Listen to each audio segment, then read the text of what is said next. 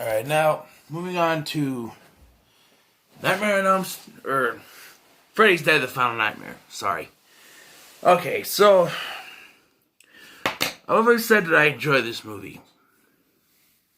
Well, that was looking at it from this day, a regular film watcher standpoint. Now that I'm reviewing movies, I have a different, point of view. Well, this movie is crap. This movie is shit. God. I never saw what I heard people, who do reviews saying this movie is utter shit, it's terrible. I never got that because I always enjoyed this movie for the wackiness that it has. And yes, there is some wackiness stuff that I do still enjoy, but watching it this time with a critical eye and knowing I have to review it, boy, oh boy, does the shit stand out.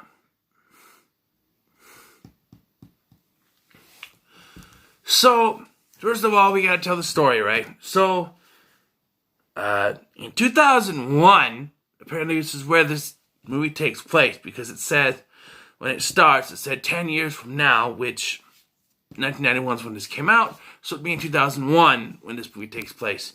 There are no kids in Springwood at all, just adults, except for one.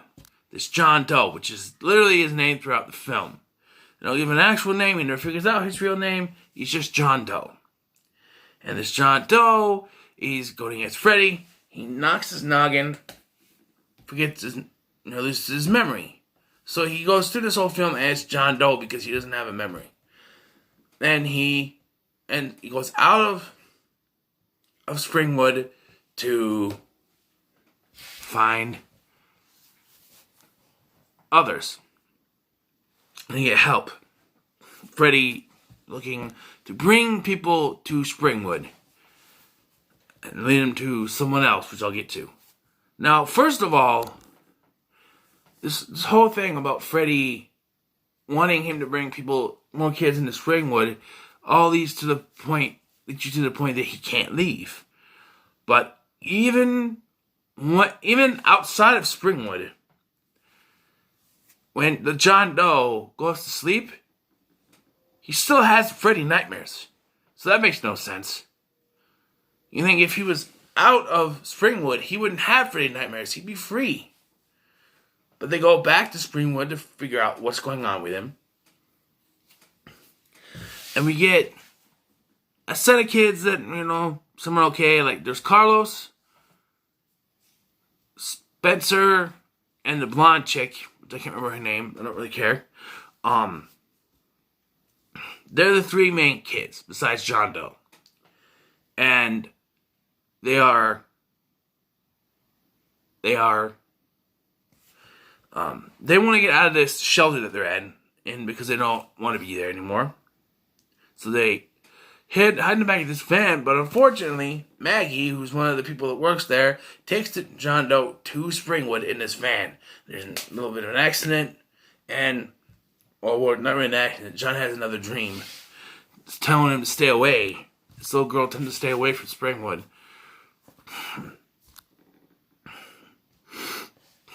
And they get there, and Carlos is killed off, Spencer is killed off. The only one who survives is the blonde chick. I don't know her name. I don't really care. I don't remember her name. I don't really care. John Doe ends up dying too. They did this whole subplot about how Freddy has a child now, and John Doe thinks it's him, but it ends up being Maggie. Okay? And this whole thing was designed to get his daughter back to him. Alright? First of all, this I noticed even when... Sorry. Even without the critical eye, I noticed this. Lisa Zane, who plays Maggie, terrible actress. Terrible. She starts out fine. Once they get to this town and they're wandering through, and she has these nightmares of stuff that's going on with her, like remembering stuff when she was a kid or something. She always looks like she's about to cry. And then there's this scene at the end, after it's been revealed that she's her father, after she's went through his mind, and she's holding his hand, and she goes, Oh, Daddy, I remember when we used to hold hands when I was a kid. I hated it then. Like, couldn't get a better actress for this. She's terrible. Billy Zane, her brother, her actual real-life brother, Billy Zane, far better actor than her. Hell, the kid who played Anakin in Star Wars was a better actor. Are you an angel? Oh, Daddy, he was a better actor than she is. I'm sorry, but she is. And it's just one of the bad things about this. They do this, Freddy's trying to prey on their weaknesses. There's a fact that Carlos is deaf, and he's my favorite kill, by the way. But Carlos is deaf because his mom was shoving Q-tips in his ears, and so he preys on that and the deafness and all that stuff. Where he gets he comes in, he slices off his back, slices off the ear, and he can't hear anything. But Freddy's behind him doing the. And while it's my favorite death because of the explosion in the end, it's all too cartoony for Nightmare on Elm Street. Yes, they got some funny stuff in 3 and 4, and a little bit more in 5, but this is all cartoony. Rachel Talalay, who was a producer in the films for, I don't know all the films, but she has been a producer, took over as director, and she obviously didn't know what she was doing.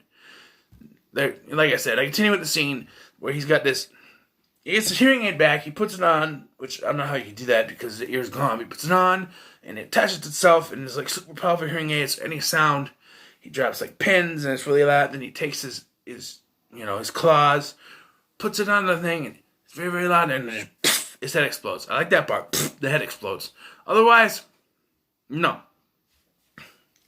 The rest of it, too cartoony. You want to get cartoony? Freddy puts Spencer into a fucking video game. There's the beginning part is fine. Like, Spencer doesn't actually fall asleep.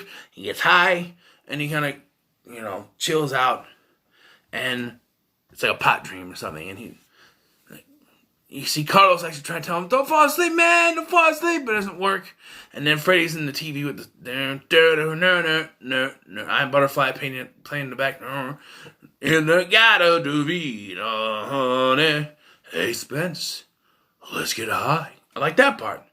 And then once he goes in, it's a video game, and he's got a video game he's playing. They come in, John and the blonde chick, they come in, they knock it away from him, and all of a sudden he's got the Power Glove accessory to his claw. Don't forget the Power Glove. It's so bad.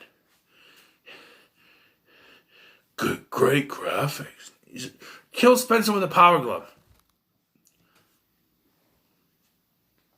What kind of kill is that?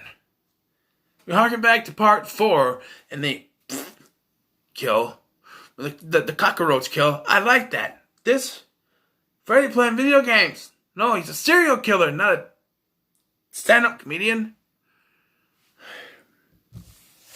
And then we get John's death, which is a Looney Tune death.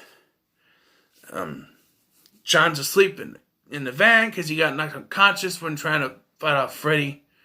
Or no, he got kicked by Tracy. And so he's still in the dream world with Tracy. I remember her name. Son of a bitch. I remembered her name. Well, who the fuck cares? Anyway.